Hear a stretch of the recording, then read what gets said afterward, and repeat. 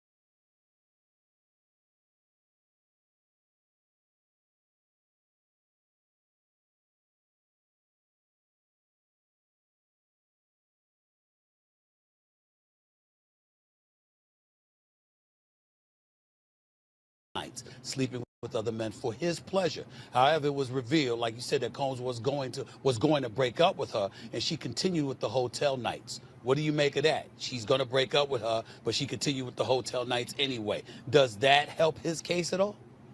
It does in some ways, but it also helps the prosecution. Let me back up for everybody who hears Jane's testimony and starts reading it. What is important for prosecutors to prove here is a RICO conspiracy.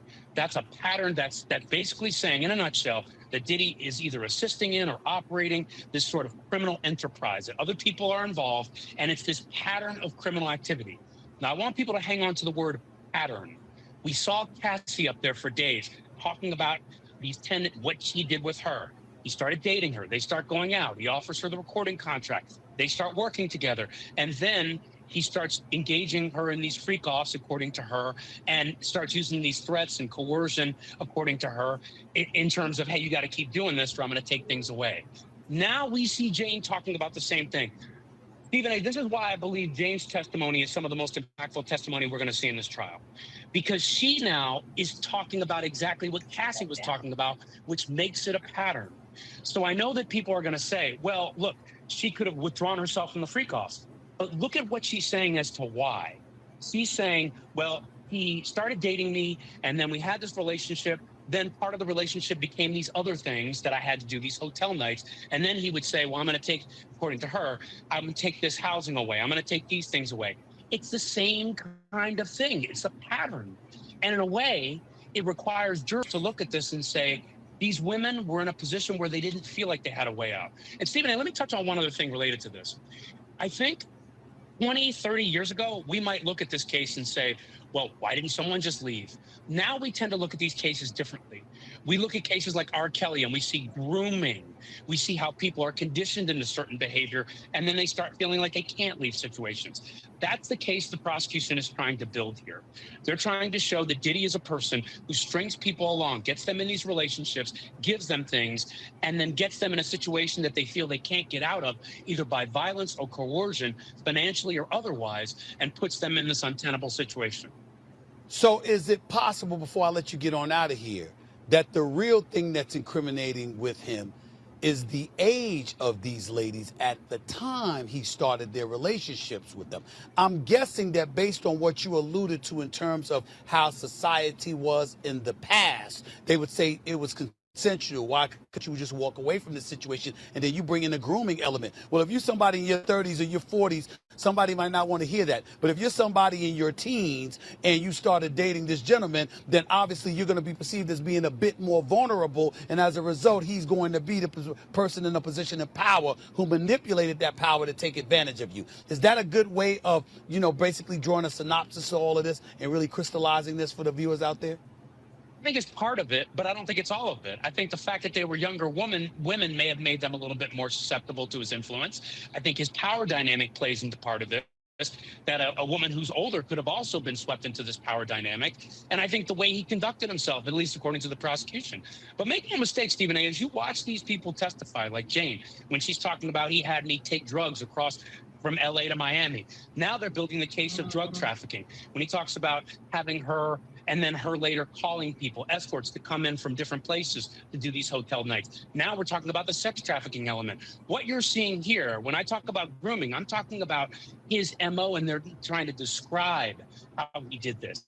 But I think age, while being a part of it, is not all of it. I think what it is they're trying to describe how he got his hands into them, and then in their mind, put them in a position where they couldn't get out. And that's how they're trying to build the RICO case, the sex trafficking case, the drug trafficking case. All of it is all based on him and his associates getting these people in a world that they couldn't get out of. And age is a part of that, but I don't think it's all of it. Last question. We've seen so much and we hear so much, and it just appears to be getting more and more incriminating for Sean Diddy Combs by the day. But that's through the lens of the prosecution. When are we going to start seeing things through the lens of the defense team? I think it's going to be at least a week. I think you can expect Jane to be on the stand for another couple days. And when you talk about the lens of the defense team, just like we saw with Cassie, We saw Cassie getting grilled on the stand by the defense. We heard about Mia getting grilled on the stand by the defense. It's going to be the same with Jane, because Jane has a lot of text messages going back and forth talking about their relationship. Jane talks about how she, over time, started booking the escorts herself. According to her, that was so she could control, at least know, the men that she would be kind of coerced into engaging in these hotel nights with. The defense is going to turn that, and they're going to say, look, but you're calling these experts. You're saying, are we doing this? And you can't later come back and say it was non-consensual because you were in this relationship with him for 3 years. As you said, Stephen, why didn't she get out? They're going to be questions like that the defense is going to press on, and they're going to press hard because the defense knows what's getting out there. The impression that Sean Diddy Combs controls these people, that he has a whole pattern of doing these things, that he uses all these associates to do these things, and that's the RICO conspiracy. They have to knock that down by essentially hitting on one key point. All of this was consensual, that he strongly denies all of this, and that all of this was what the women wanted to do and wanted to do with him. So the defense is going to get that chance when they cross-examine her. And I would say if that doesn't happen today, it's going to happen early next week, but it's going to be aggressive. It's going to be strong because that's exactly what they did with Cassie. All right. That was another side to understanding more of the Diddy trial. Okay, thank you, Stephen A. Smith, for that update. We are cruising on down through the Diddy stuff. So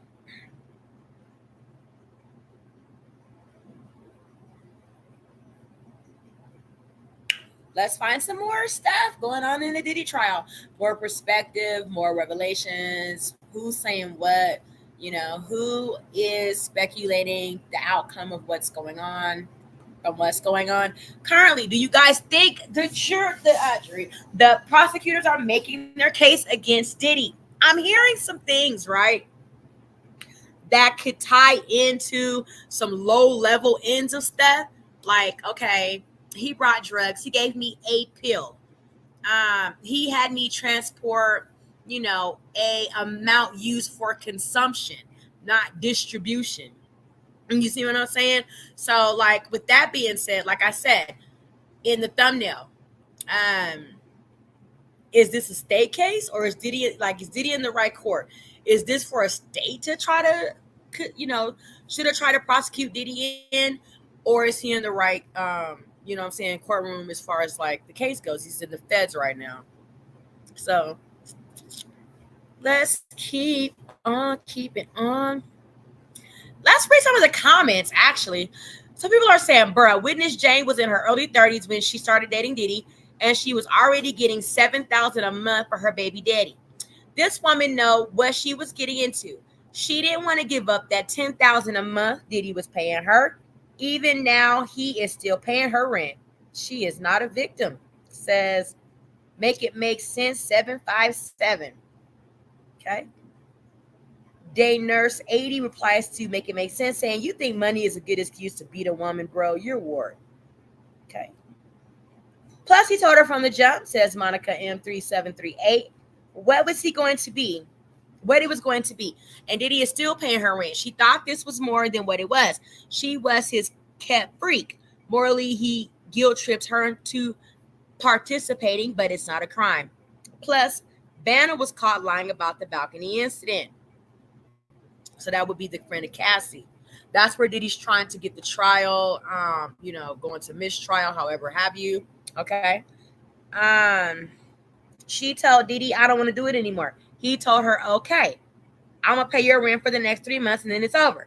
Because I'm not going to keep paying your rent if we're not together. She could have said, okay, and got a job. Instead, Diddy is still paying her rent to this day. She's not a victim, says Day Nurse 80. Facts, says Dave Curry, 3153. And then I was going to also spill some tea on that as well. So, like, as far as, you know what I'm saying, like, her being a baby mama, you see what I'm saying? It's like, my goodness gracious. You see what I'm saying? All of this salacious, nymphomaniac, actorial freak acts that are occurring, you know what I'm saying, between Diddy. Like, where are the kids at? I'm wondering, is this 50 Cent's baby mama? Like, remember 50 Cent's baby mama was tied into doing some freak off things with Diddy. I'm wondering who this Jane Doe is. Do y'all think it's 50 Cent's baby mama? I don't know. Okay. But we do know of her having one child, and then, you know, Diddy and 50 Cent, of course, having their feud, you know, their hate for each other. And she testified that Diddy would like talk about her baby daddy being a rapper. You see what I'm saying? Is the Jane Doe that's testifying right now, is it 50 Cent's baby mama? Okay. I'm just, you know, spilling that tea. So let's keep on reading the comments. I think Diddy was too afraid of what 50 might do if he heard he was beating on his baby mama. Thank you. Like, I'm thinking that this is 50 Cent's baby mama that's testifying right now. That's the Jane Doe right now. Even though she will be back on the stand Monday, so we probably hear something about violence towards her. You see what I'm saying? Like, why would he be talking about her rapper baby daddy she got one baby with, which could potentially be 50 Cent? Okay. So let's keep it going. And do you hear the way that, my goodness gracious, Diddy, if this is 50 Cent's baby mama, was somewhere just freak nastying with her, you know, having her sleep with 3, 4, 5 different men a night for Diddy just to pay her $10,000 rent. Like that is crazy to even think was something that unfortunately 50 Cent's baby mama was, you know, doing to keep a roof over her and 50 Cent's child's head. Right? Because didn't 50 Cent say, have a baby with me and I'll make you a millionaire, or some shit he was saying in the song, right? So one would come to wonder why she would need to sleep with 4 or 5 different men a night just to keep a roof over her and 50 Cent's son's head. That is wild. More comments. So you're just repeating what you heard everyone else say. If Diddy is so dangerous, then why would he be afraid of what 50 might do? Like I said, so far we have yet to hear that Diddy was beating on Daphne, even if he was doing so. She had to do was leave like she came. Okay, that can make sense. Says, actually, in the court filing, they do document a time when Diddy was violent with Jane. I'm sure we will hear about it on Tuesday. Michael Parker 2678 says, instead of constantly going after Diddy and his defense team, Ryan Smith needs to go after his legally blind barber for giving him that outrageous haircut. I cannot stand him. Okay. Y'all worry about him nodding at the jury. Where's the RICO evidence? Right. Says Fresh No Designer 1982. Shout out to 1982. Gregory email 1 says, damn, I know this is about Diddy, but his barber did him so wrong. They get on my nerves. Okay. A couple more comments. We're going to get back into some Diddy watching, okay? Whatever happened to personal responsibility? These women could have left at any time and just left Diddy alone. But no, they wanted him to continue paying their bills and keeping up their lifestyle. I don't need to hear any more testimony. So, I mean, I understand how they are wanting everybody to take it into account of how, you know, battered women syndrome can, you know, consist of a lot of different ways that a man can control a woman, like where she can be in like, okay, you guys know how you can be scared of something and it'll leave you in like a fear, you know, panic stricken. Like if you watch something scary and you're stuck, and you're like, oh my God, I'm scared to move type situation. I mean, I can understand how they are wanting the jury and, you know, the public opinion, us to, you know, take it in and understand, especially if you have ever been a victim of any type of abuse in any way. You see what I'm saying? What were your reasons why you allowed that abuse to happen for longer than the second that it occurred in? You see what I'm saying? For whatever reason, you stayed over a second after the abuse occurred. There are a lot of reasons. You know, women, anybody can be necessarily scared from any point of time of life where, you know what I'm saying, if you're not the person that is actually going out and bringing back the bacon, and you know, you don't necessarily understand exactly where, when you step out on faith, if you step out without the person that's feeding you, how you're going to acquire your next meal, that can prevent you from wanting to step out on your own, right? So if Diddy's paying their bills, and I don't know, you know, what type of women that they are personally. I'm listening to them, you know, theoretically, how, you know, they were living their lifestyles. A lot of it does seem like, you know, they wanted the luxurious end of the lifestyle. You know, with Diddy, they didn't want to go, you know, have to be on Section 8 or low income, or have to try to find, you know, a way to survive, have a roof over their head, and, you know what I mean, go work at a diner or something. They wanted to take the way, or chose, however you looking at this, right, for Diddy to continue to foot the freight of their life. So, I mean, and I you know, I think that the abuse came into it because Diddy's just that type of nigga. You see what I'm saying? I think Diddy's just that type of nigga where he, you know, had a father that was in the drug business, and one of the most dangerous drug enforcers in New York City when Diddy was a child. Wasn't that Frank Lucas? His dad used to be the driver or runner or somebody close to Frank Lucas, right, in New York City. So, you know, imagine the lifestyle that Diddy started to come up in.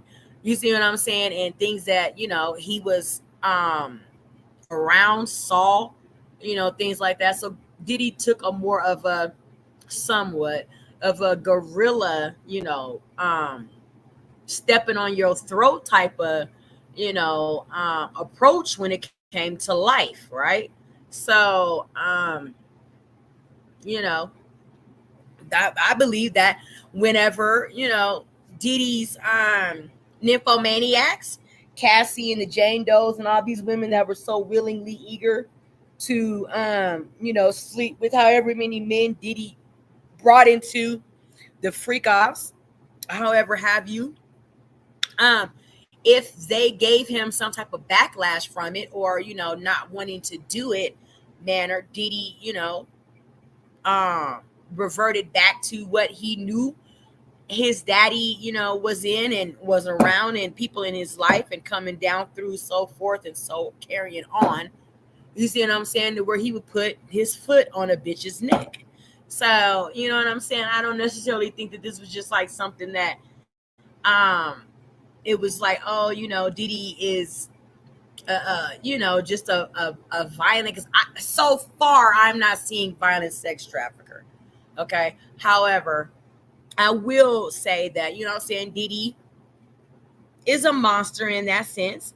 You see what I'm saying? To where if things don't go his way, he will try to put his foot up your ass. Okay. And unfortunately, these are things that these women were, you know, unfortunately introduced to. Diddy gave him a proposal of, you know, I will do this, I will give you this. I will make sure this is completely taken care of. You won't have to worry about anything other than being accountable for when I say you need to be accounted for to do these acts of X services. Okay. Kind of like a bunny ranch type of situation, except, you know, Diddy enforced it with, you know, somewhat violence and coercion, as far as like, okay, so you're not going to hold up your end of the bargain. He, like, this is what I got from the testimony that I heard, or not, the audio that I heard of Diddy saying, right, I'm doing my job, which is paying your rent, taking care of you. When your rapper boyfriend 50, baby daddy 50 Cent, obviously is not, you know, keeping your rent paid or doing whatever he's supposed to be doing, as far as, you know, I'm seeing shit. I'm in place now. You know what I'm saying? Where where 50 Cent should have been, I don't know. You know what I'm saying? However, all I do know is that 50 Cent can be a little bit of a stickler when it comes to, You know what I'm saying? How he appropriates his money. If you are not somewhere appreciating and, thankful of the fact that 50 Cent is giving you the lifestyle that he is affording you to have, if you, seemingly want more and you're not doing more in the eyes of what 50 Cent, expects from you to receive more money from him as his baby mama or girlfriend or any fucking body, then he will cut you down to size, give you what is like, how am I trying to say that? Just justifiably due, according to you being his baby mama and or girlfriend or nothing else. And that'll be what that is. So I think that's why Diddy was able to get into a situationship with 50 Cent's baby mama. He saw an into window to get at 50 and he took it. So anyway, yeah. So BT Man 58 says, did anybody remember the prosecution leaking out that Diddy was renting Cassie to record execs and other big businessmen in the entertainment industry? It's funny how we haven't heard any such thing during this trial. I was saying that same thing too, BT Man 58. Like, okay, so we heard a lot of shit before Diddy even got arrested. Like, he was gay, sleeping with a whole bunch of men and all this stuff. Oh, this is what I wanted to get into, y'all. I heard Ray J enter the group chat. I heard Ray J entered the group chat with Diddy's trial, y'all. Now, remember I had done some commentating on Ray J when we were watching the TMZ stuff, because Ray J did a lot of interviews with TMZ on the Diddy documentaries that TMZ have done. Y'all can find that on YouTube, Facebook, Twitch. I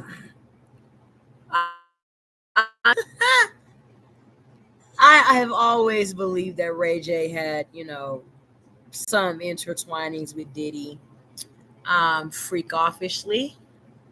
So let me see what he didn't enter the group chat saying, y'all.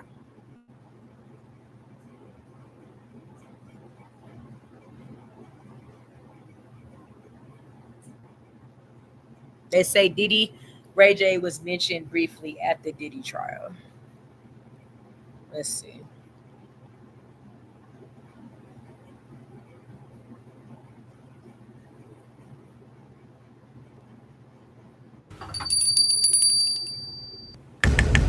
Order. Come to order.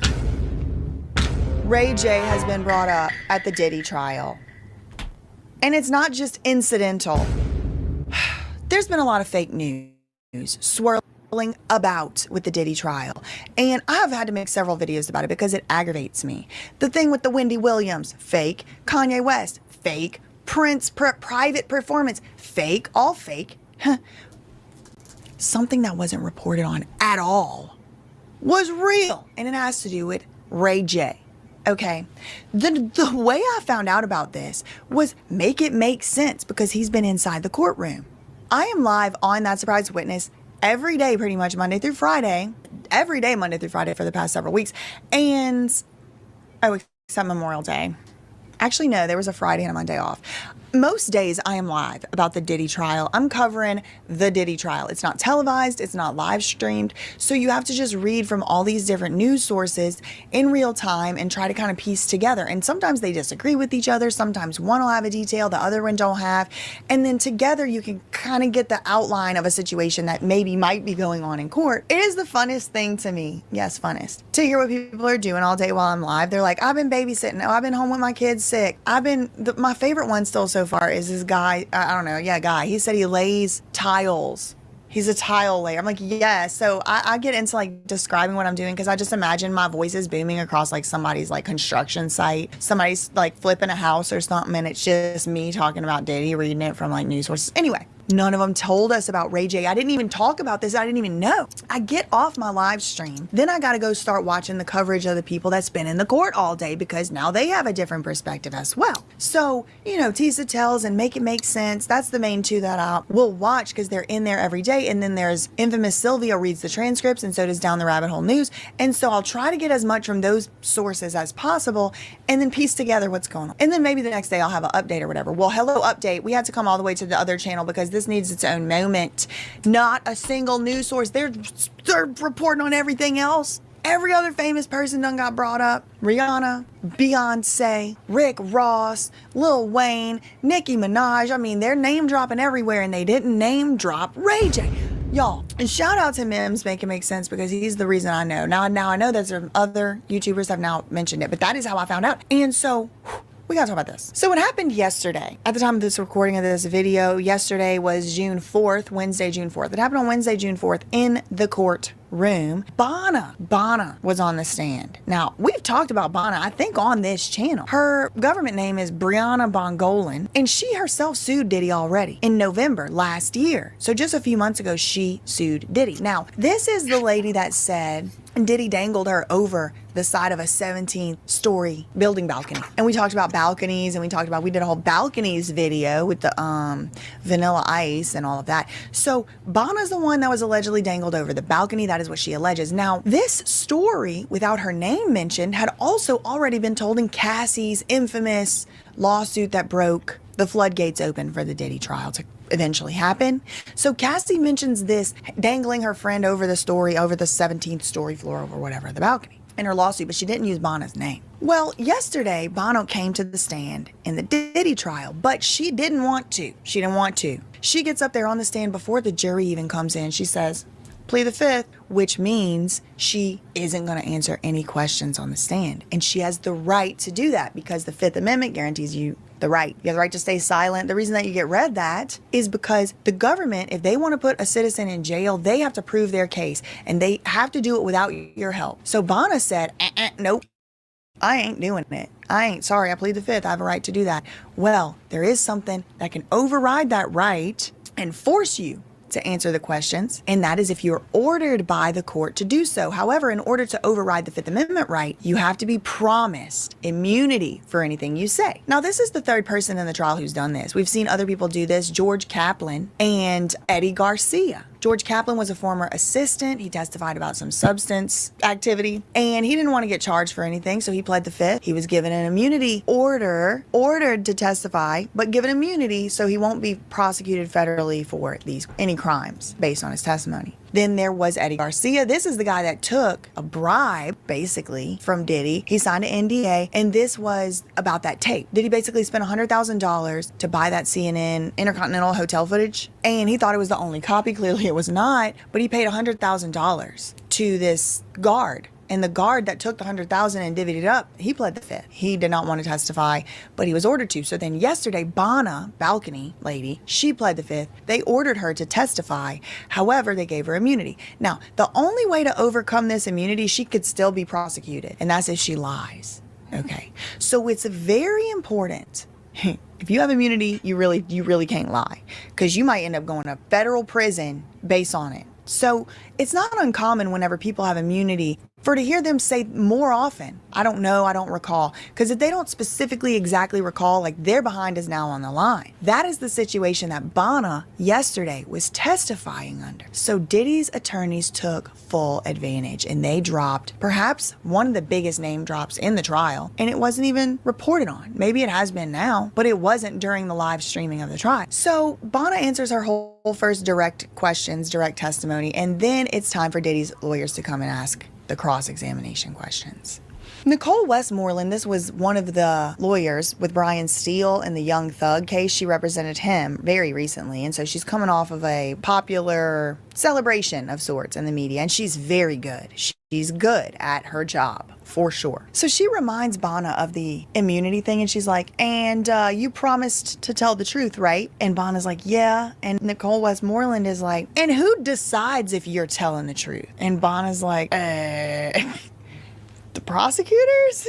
Now, I'm doing a reenactment from nothing. Basically, there's no cameras in there, but Essentially, Nicole Westmoreland, she strategically reminds Bonna she can't lie. She reminds her. She gets her to admit it. So she asks a few questions. She's still, at the time of the recording of this video, ain't done asking the questions from cross-examination. But that brings me to the big 1-2 of this whole video. Nicole Westmoreland says to Bonna, would you remember any of the names of the substance dealers where you were getting all these hundreds of whatever. Bonna said, no, I mean, I think it would be hard for me to remember. It was a long time ago. I was on a bunch of substances at that time myself. I've gotten sober now. I really had a very serious problem. All of that. And she's like, so I'm not sure I would remember any of the names of the substance dealers. Nicole Westmoreland says, was one of them Ray J? A pretty distinguishable name. Apparently, according to Mims, and I'm paraphrasing, Bonna was like playing ignorant. Like, I guess maybe that kind of sounds a little like the singer. Maybe was it like I don't recall. And then Mims put a clip in his video I had never seen before of someone he purported was Ray J with a jacket up over his head. Come to think of it, maybe it kind of looked like the Kid Cudi outfit he wore to jail. It kind of looked like the jail. It kind of looked like the Kid Cudi outfit he wore to trial. Cause it's like, why is he wearing that? But he wore it in a music video before. It was maybe something like that, or maybe he was trying to be like a James Dean or something. Maybe it's cause Ray J's running out the hotel where Whitney Houston tragically passed away. This is what Mim said. He said, this is Ray J scurrying out. Whitney Houston's unalive up there. I didn't. A lot of people were telling me yesterday he had something to do with Whitney Houston was there on the scene of the death and he was her plug. I was like, y'all are so funny, haha, silly. But I didn't know he was mentioned. Somebody even told me, because I block AstroTurf accounts or accounts that I perceive to be pushing an agenda and not like real human beings that are just genuinely, I just block. Because I'm scrolling through Twitter all day and it's these same accounts, they keep coming up and it's like, no, I don't just block them. So somebody in my chat was like, dang, you might as well just block Ray J too. And I said, I might block Ray J if he starts saying stupid stuff that I can see on my Twitter. But again, I didn't even know at the time Ray J had been, because Nicole Westmoreland asked Bonna, under the penalty of if Bonna lies, she could face prosecution, her immunity goes away, she's just testified to things that could be perceived as criminal activities, innocent until proven guilty. But then you have Nicole Westmoreland saying, was one of the drug dealers Ray J? And Bonna kind of like saying she don't recall. It seems like a strategy to me. Anyway, there's drama about it, and I am wondering why in real time nobody was dropping that name like that. It does remind me of Cassie's testimony whenever she was being asked about the Prince party. Like, did you go to the Prince party? And she said, was that around the time of Whitney Houston's death? Yeah, I went to that party. And now we got a Ray J coming out, and the media ain't even really weren't yesterday at the time. Anyway, I don't know. I just saw it and wanted to do it. But yeah, I just wanted to report that because things are getting lost. The crumbs are getting lost in the couch, if you know what I mean. And this Ray J crumb, I did not want to let it go. So, yeah, I think that's all I really had for this one. In the meantime, facts ain't defamation. Neither are opinions. Neither is speculation. I do not know because I was not there. Love you, Mina K. Bye. All right. So apparently Ray J's name was dropped at the trial because Bonna said that, he may have been one of the people that brought some drugs. Now, remember when things were getting heated around Diddy being arrested? Okay. And they were saying that the baby oil had drugs in it, MDMA or some shit, that it was inside the baby oil. Now, it was rumors speculated roaming around that Ray J's ass was buying the bottles of baby oil from Diddy in a nightclub one night so that he could also get his freak off nymphomaniac sessions cracking, okay? So, let's read some of the comments. Isn't it suspicious that Ray J had rumors of relationships with older women who happen to have known substance abuse problems? Wendy Williams, Pam Anderson, Whitney Houston, with photos of them stumbling out of clubs looking a mess while he looks fine. It's reasonable to assume he is a dealer. There's a lot of speculation around Ray J. Ray J had been crashing the fuck out all surrounding this Diddy stuff. And honestly, I thought that it was because, you know what I'm saying, he thought he was going to be drug into it, and I still don't think that he doesn't believe that he may not be. Let's see other comments. Ray J is not surprising with the Ray J Kim K connection.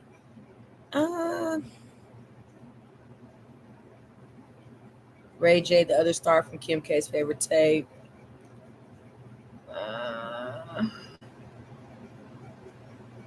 Yeah, Ray J is one of the people very vocal about supporting Diddy. I'm so not surprised, right? So,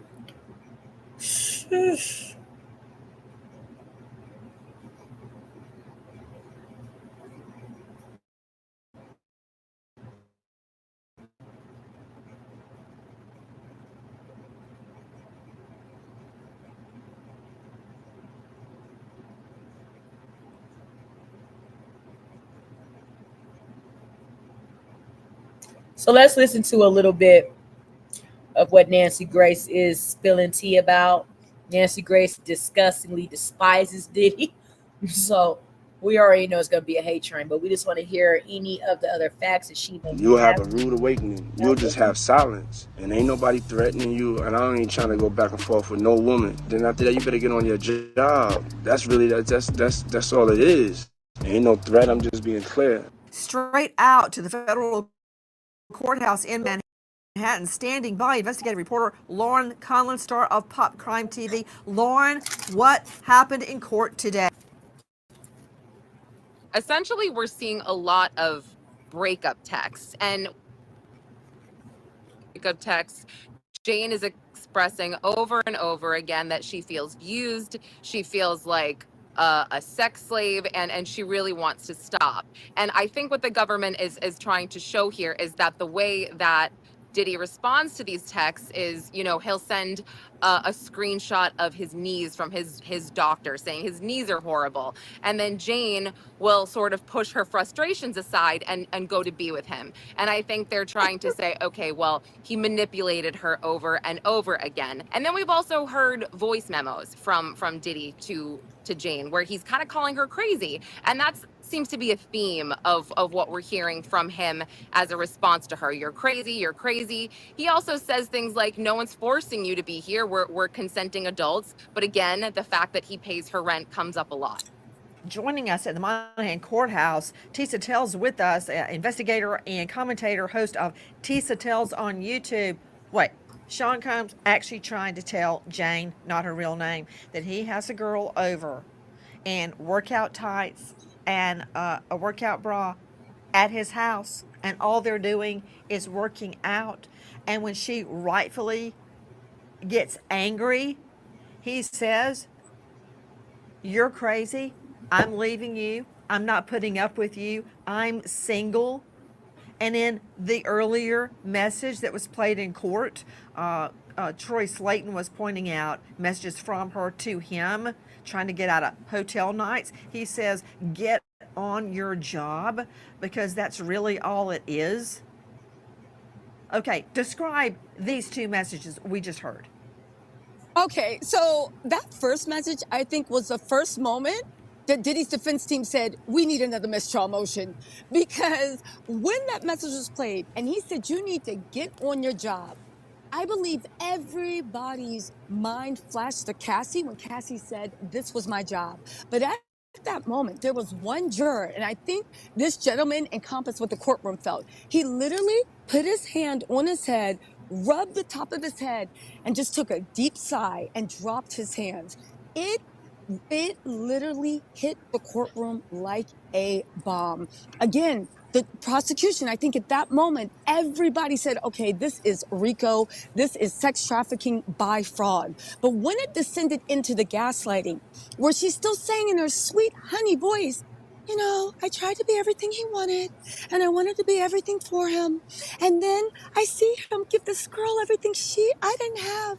She was in a thing. The level of gaslighting, the level of manipulation, and the level that even the men on the jury, and I'm not going to lie, I was worried about the men on the jury. When they looked at him, everybody was just looking and had the same thing. Like, you are just horrible through and through. But this is a pattern.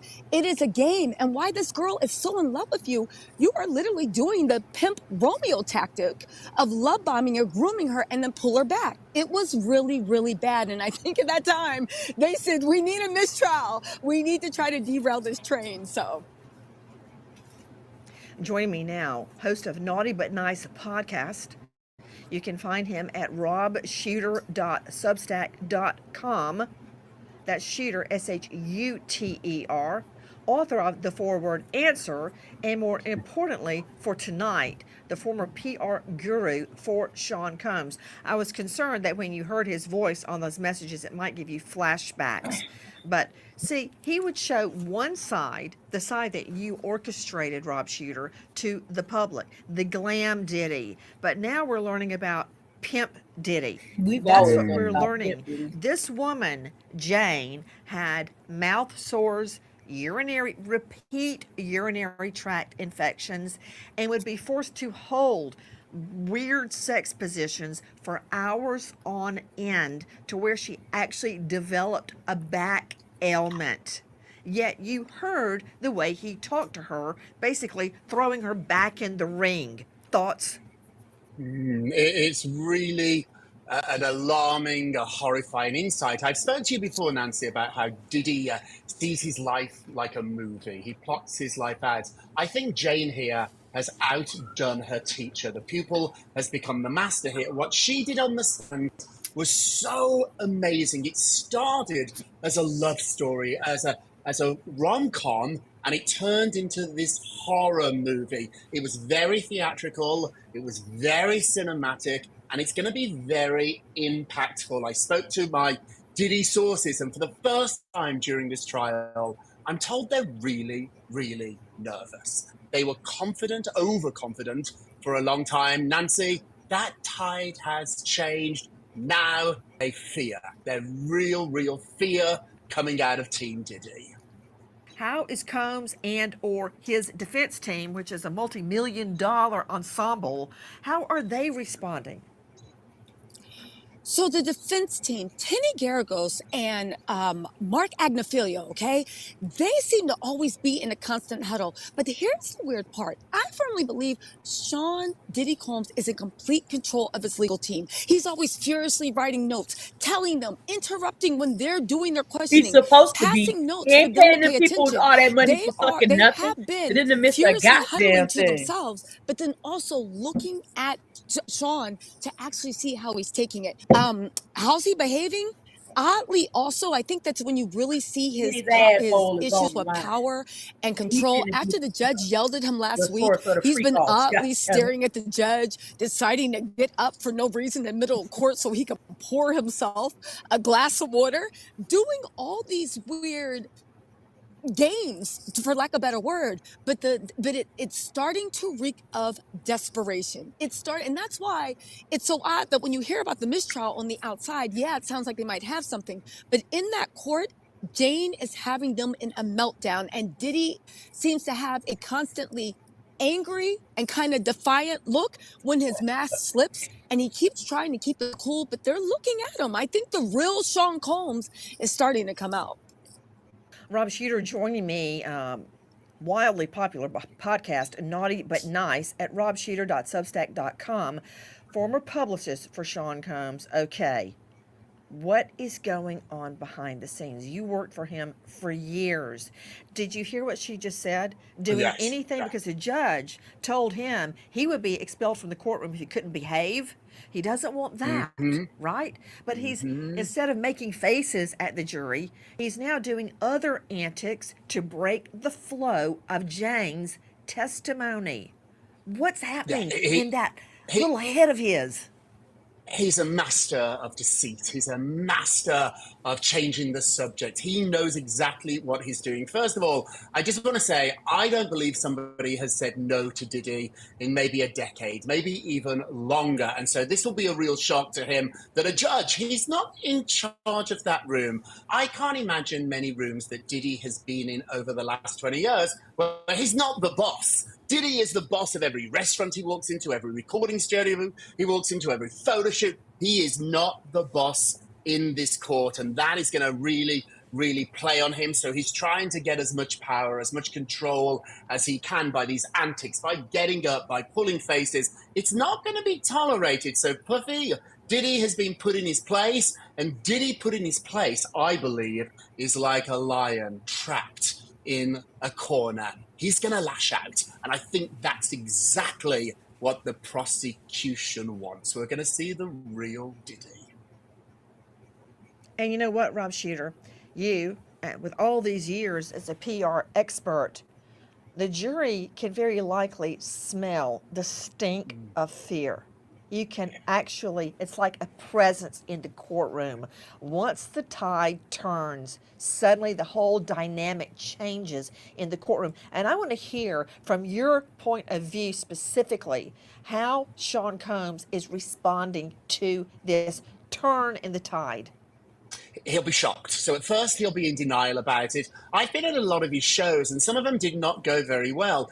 And he used to say afterwards, I could feel the crowd. I'm losing the crowd. That's what he must be feeling right now. He is losing this jury. However, knowing Puffy like I do, he doesn't give in without a fight. He's going to be screaming at his lawyers. He's going to be screaming at his team. It's no coincidence that suddenly his PR machine is outside the trial trying to influence people to say nice things. They know they're in trouble, but they are not giving up without a fight.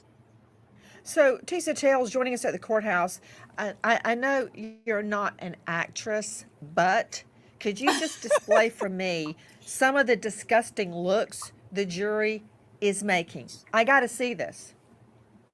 Okay, so one juror, which I'm not going to lie, before she seemed to not be buying anything the prosecution was putting down. I looked at them as ground zero of this might be the nullification. When she saw the pictures, okay, it was this. She literally recoiled. Okay, there were two jurors toward the end. They're sharing a monitor. Again, I have to tell you how impactful this was. The prosecution didn't just show one picture, two picture. It was like again, and again. So it was rapid fire. And they were leaning in almost as if they were looking at like gruesome carnage and leaning out. At one point, she looked to the side. The jury was visibly uncomfortable. They were squirming. They literally had to look away, and the prosecution didn't let up. Another picture, another picture, another picture, and it was so impactful. Again, I'm not gonna lie, at that time, I think mistrial. They started to get the idea of throwing in another mistrial. The jury was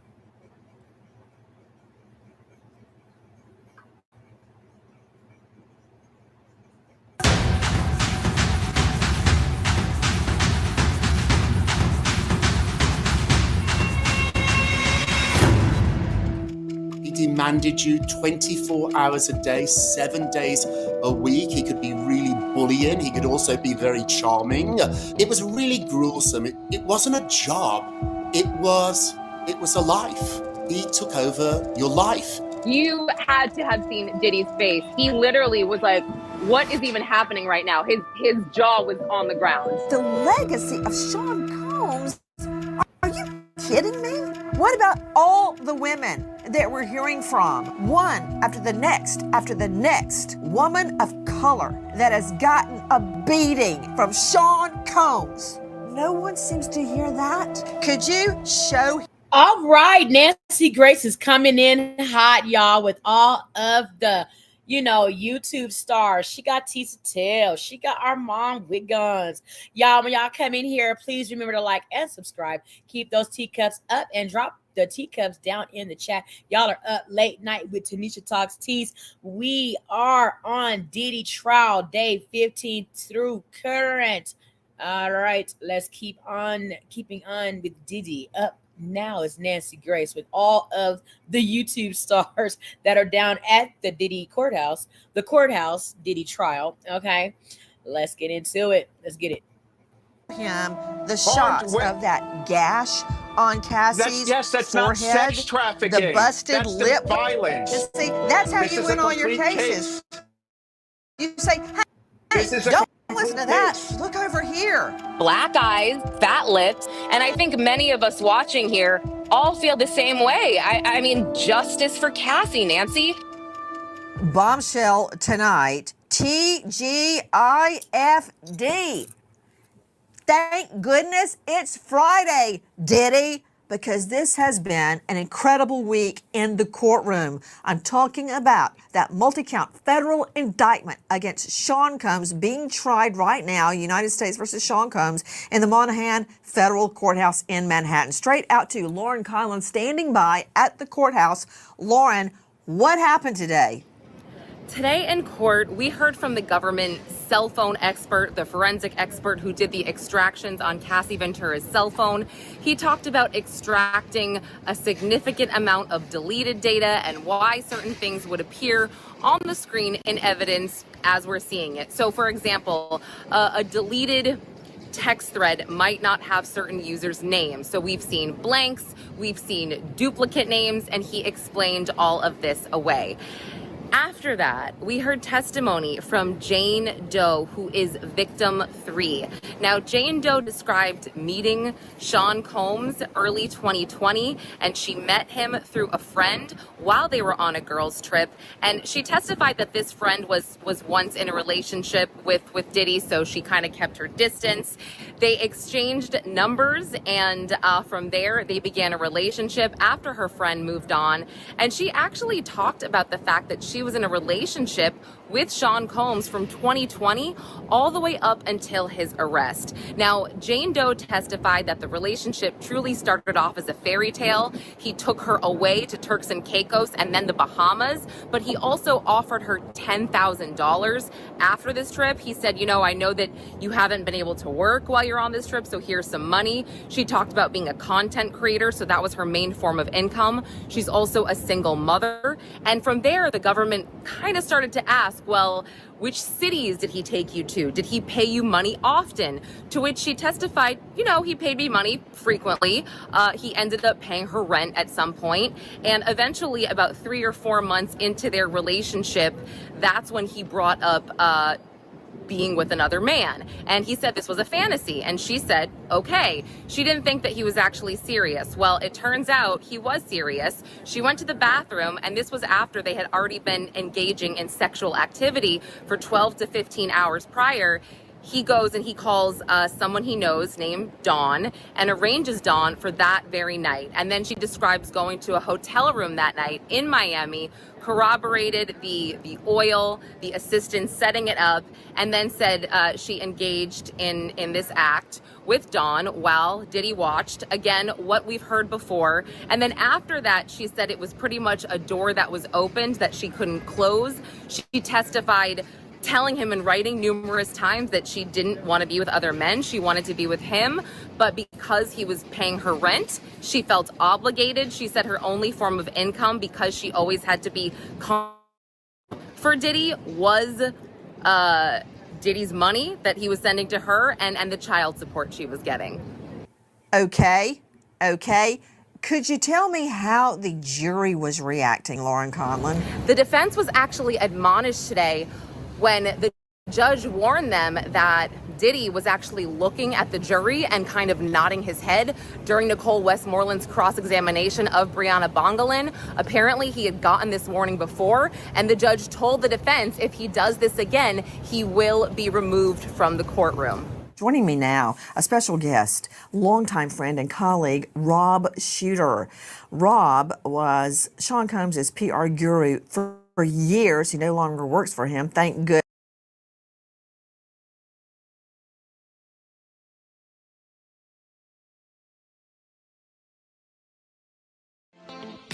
Thanks for watching. Remember to show your support by liking, subscribing, and sharing.